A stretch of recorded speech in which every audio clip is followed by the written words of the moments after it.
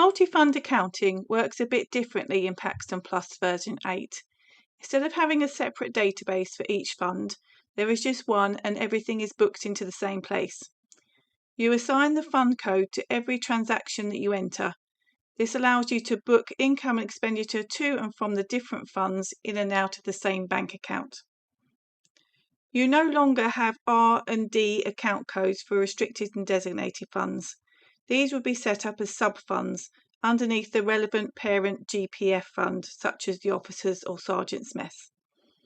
A parent fund can either be a mess or a separate fund, such as the Welfare Fund. Here is an example from the demo data, where we have the individual funds of the Officers' Mess and the Welfare Fund.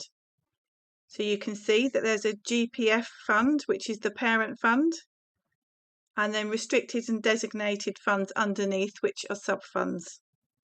So if you are booking a transaction for the Officers' Mess, you would assign either the Officers' Mess GPF or one of the restricted or designated sub-funds.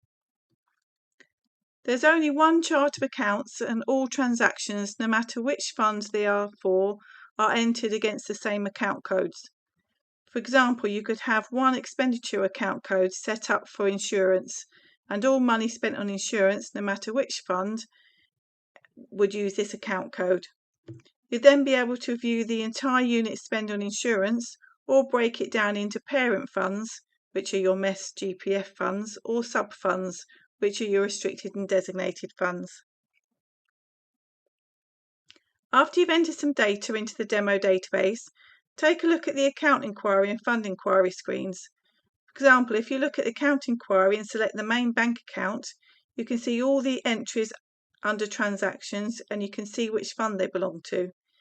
If you make a fund code selection in this screen, it will only display entries for that fund, which could be the MESS GPF fund or a restricted or designated fund. Another great report to run is the income and expenditure report. You can either run this report for all entries for the whole unit or at MESS level. You can also run the report just for one GPF fund, restricted or designated fund by itself. Because everything is entered into one database, it means the bank reconciliation only needs to be performed once. Also, if you need to move money from one fund to another, then this can be done easily using the fund transfer program.